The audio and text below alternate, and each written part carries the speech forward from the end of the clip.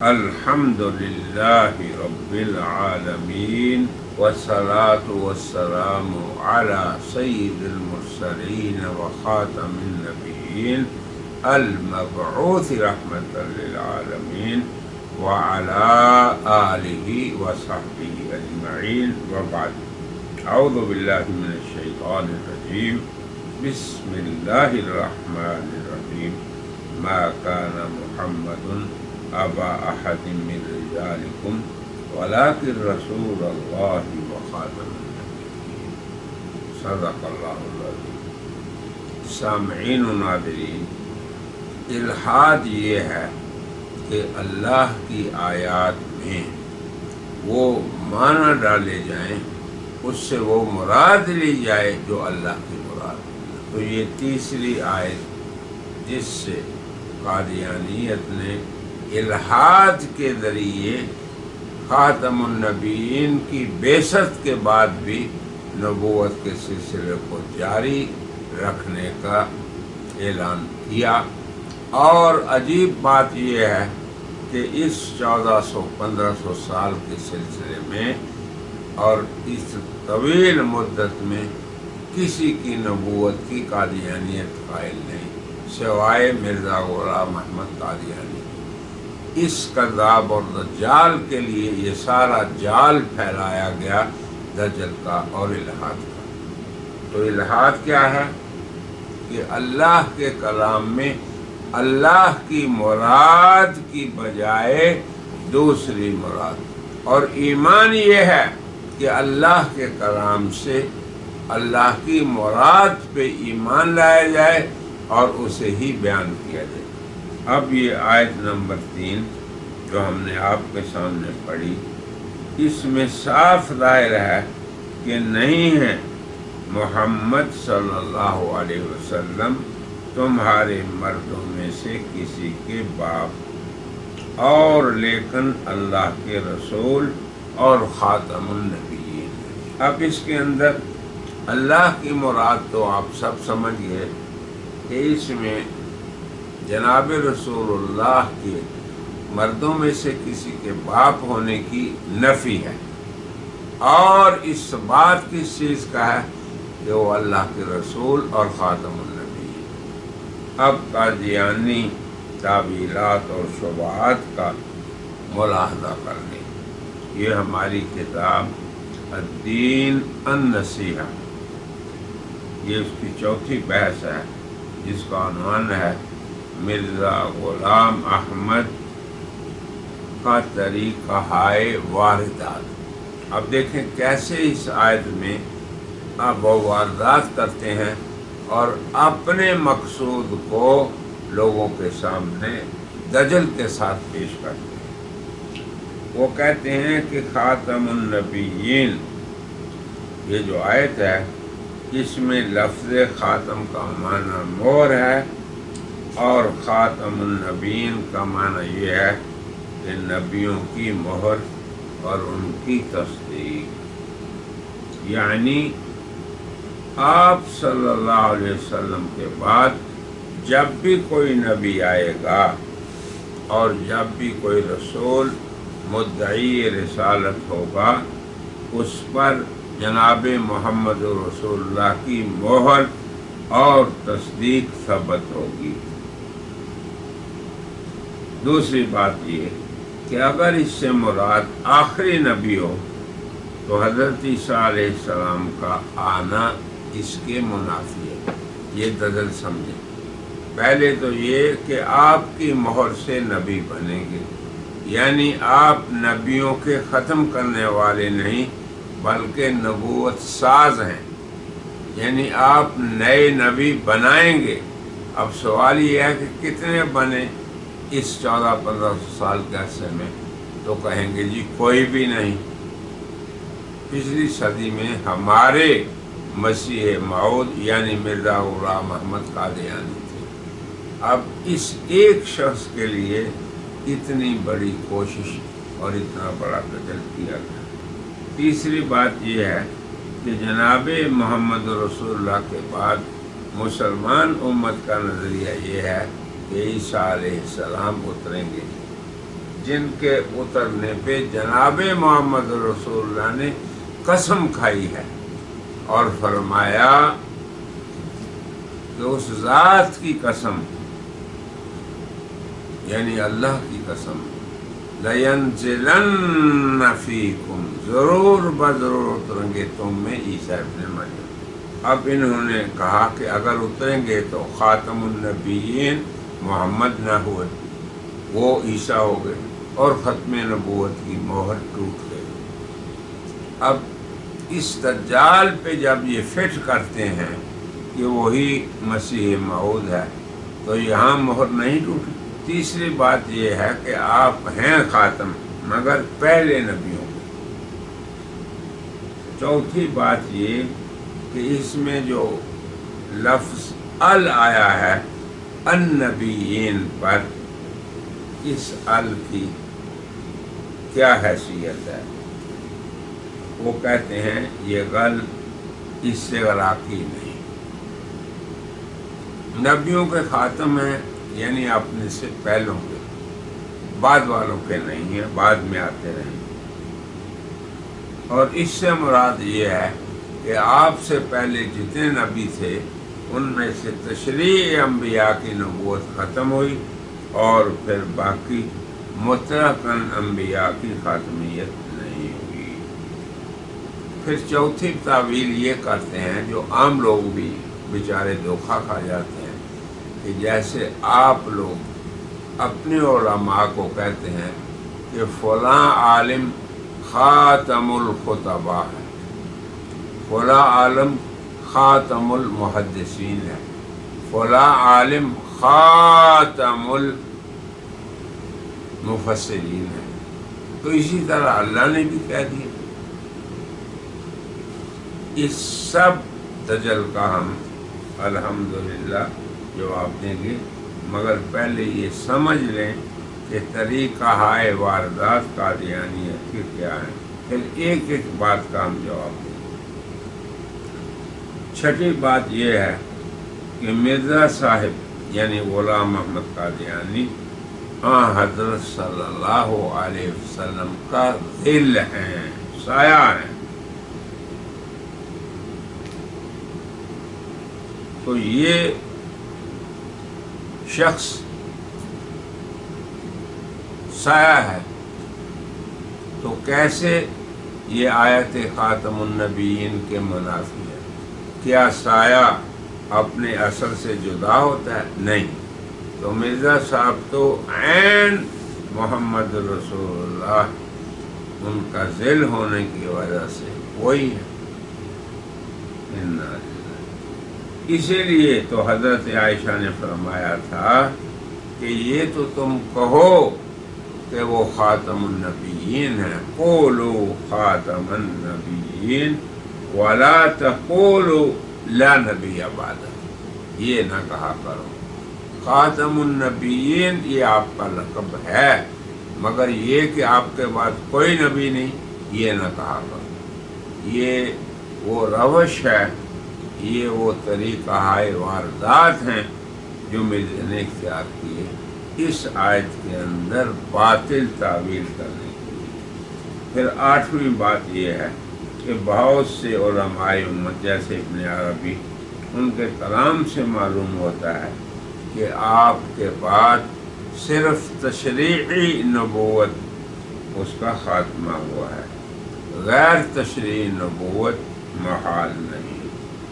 تو اب ہم یہ 8 باتیں ہیں جنہیں ہم نے کہا طریقہ ہائے واردات مرزا غلام احمد قادیانی۔ اب ایک ایک کر کے ہم اس کا جواب دیں گے، آپ سننے والے اور دیکھنے والے حضرات بھی ان جوابات کو اپنے پاس ترتیب دے دیں، اور یہ ہماری کتاب الدین النصیحہ کے صفحہ نمبر 275 کے بعد آپ اس کی تفصیل دیکھیں۔ ہم یہ کہتے ہیں کہ لفظ خاتم النبیین اس کی یہ تعویلات قطعاً باطل ہیں۔ اس طرح تو جناب محمد رسول اللہ نبوت ساز ہیں نبوت کے خاتم نہیں، کہ مہر لگاتے جائیں گے آپ اور نبی بنتے چلے جائیں گے۔ یہ تو مقصد شریعت کے سراسر مخالف، اور قرآن و حدیث اور حضرات صحابہ، تابعین، تبع تابعین، حضرات مفسرین، محدثین، ائمہ و فقہا، ان سب کے محکم عقیدہ کے خلاف ہے کہ آپ مہر ہیں اور وہ لگتی رہے گی قیامت تک، جس کی کوئی دلیل نہیں۔ اللہ نے آپ کو نبوت سازی کے لیے نہیں بلکہ نبوت کو ختم کرنے کے لیے مبعوث فرمایا۔ آپ صلی اللہ علیہ وسلم خاتم نبوت ہیں، ثانع نبوت نہیں۔ یہ مرزائی مفہوم قرآن کریم کی کھلی تصریحات، متواترات، اجماع امت اور پھر لغت عربی کے قواعد کے بھی خلاف ہے۔ وہ کیسے؟ جیسے ہم آپ کو بتانے لگے ہیں، تو سب سے پہلے ہم لغت کی بات کرتے ہیں۔ لغت عربی، قرآن کریم عربی زبان میں آیا ہے، پنجابی میں نہیں۔ تو لغت میں لفظ خاتم کسی قوم یا جماعت کی طرف اگر مضاف ہو، کسی قوم یا جماعت کی طرف، جیسے خاتم المہاجرین،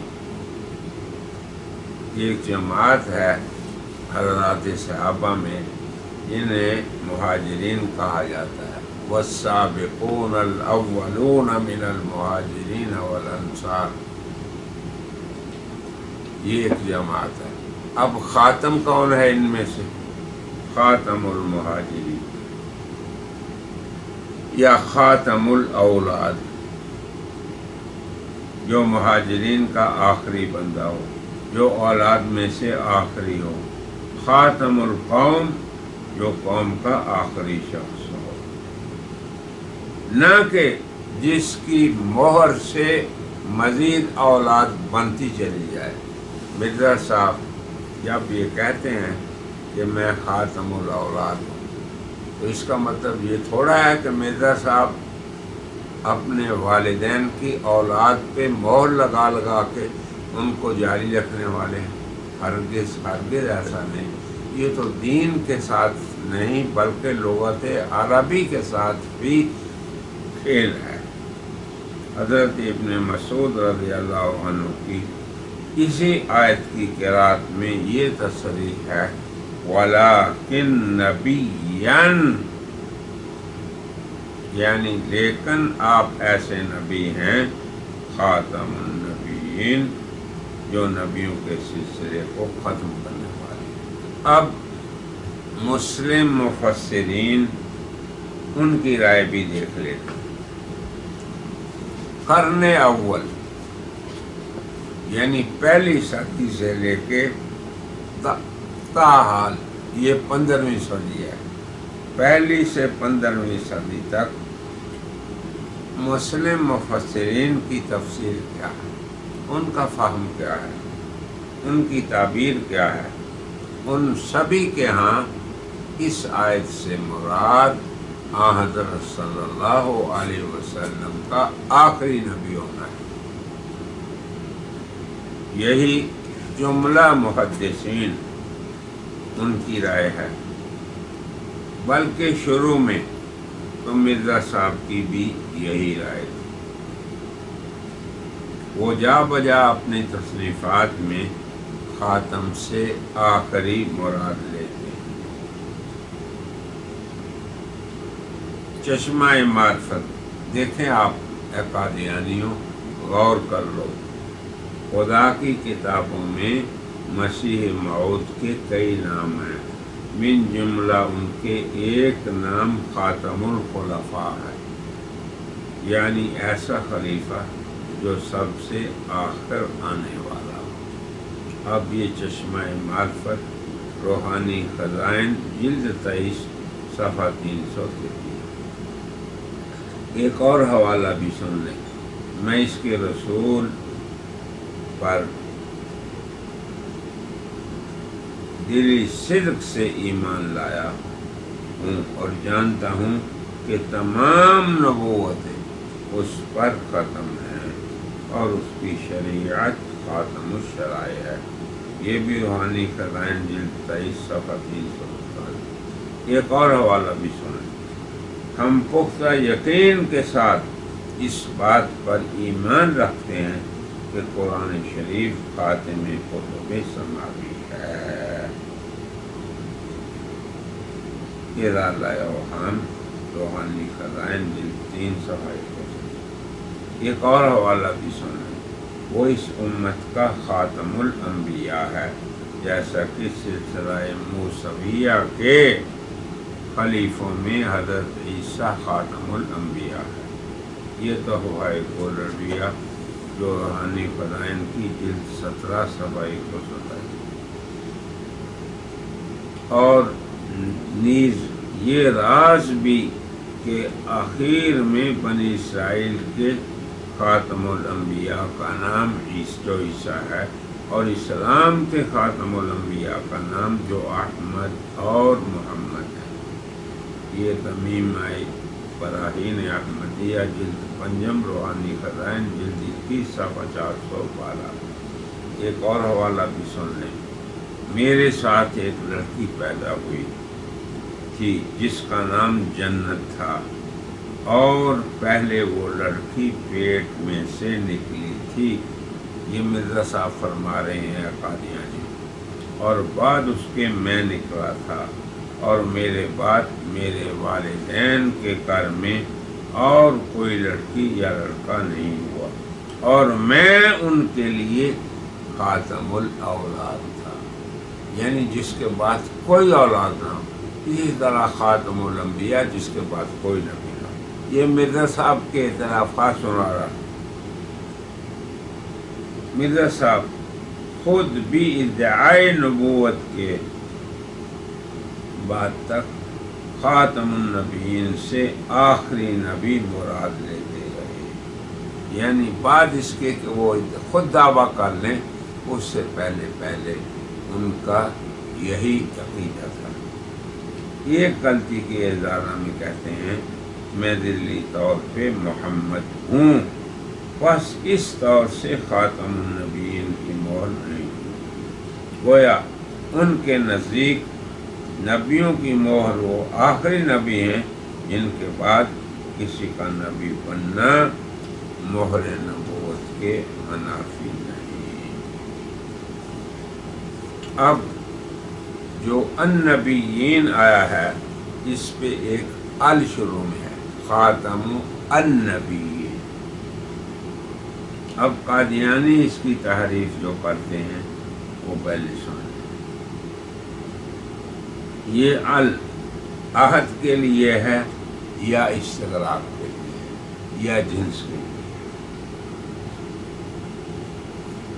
تو یہ قادیانی کہتے ہیں کہ اگر اسے استغراق کا ال مان لیا جائے تو آپ صلی اللہ علیہ وسلم تمام انبیاء کے خاتم، اور اگر عہد کے لیے ہو تو آپ صلی اللہ علیہ وسلم تمام انبیاء کے نہیں بلکہ مخصوص اور معہود انبیاء کے خاتم ہیں، اور وہ ہیں تشریعی نبی۔ یہ نبی کا تشریع اور ذلی ہونا یہ ایسی بحث ہے کہ جس کا موجد مرزا غلام احمد قادیانی ہے، یا شیطان کے الہام سے انہوں نے اسے ایجاد کیا، یعنی اس کا وجود نہیں، نہ یہ موجود تھی غلام احمد قادیانی سے پہلے۔ اب دیکھیں اللہ فرماتے ہیں سنت اللہ فی الذین خلو من قبل۔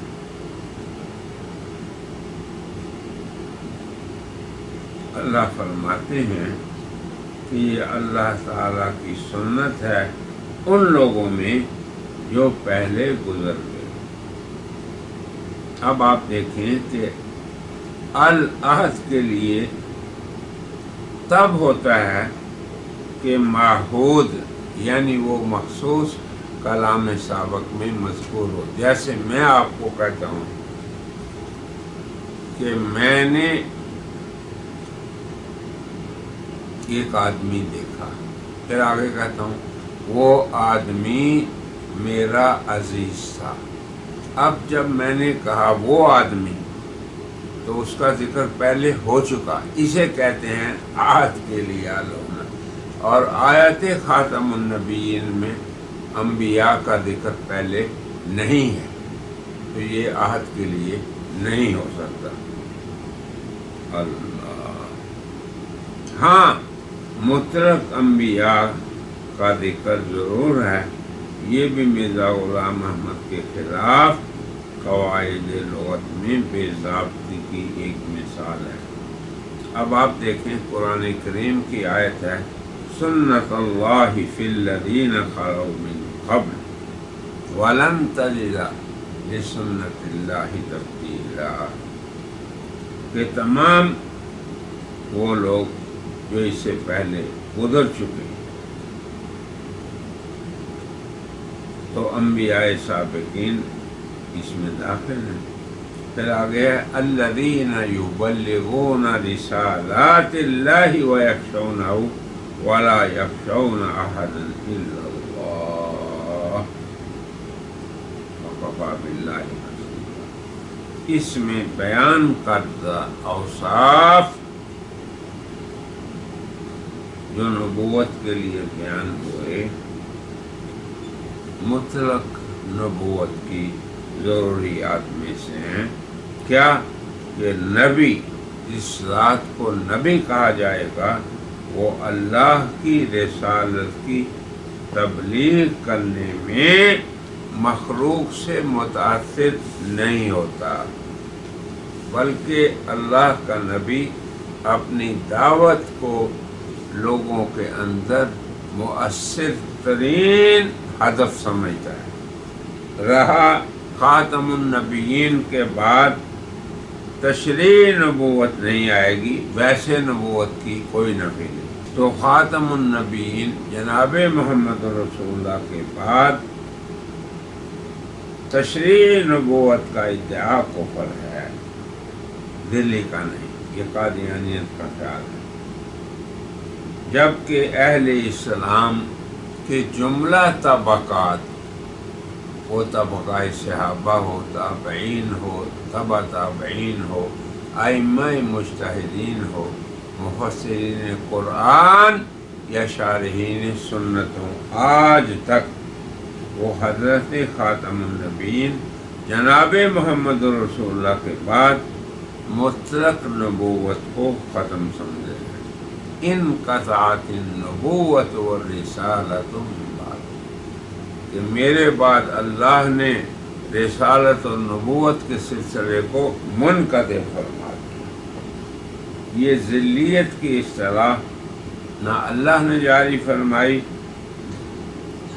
نہ رسول اللہ نے، نہ حضرات صحابہ نے، نہ حضرات تابعین نے، نہ حضرات ائمہ مجتہدین نے. کسی کی کسی تالیف میں یا کسی کے کسی خطبے میں یا کسی کے کسی خطاب میں کسی طبقے میں آپ اس اصطلاح کو نہیں پائیں گے.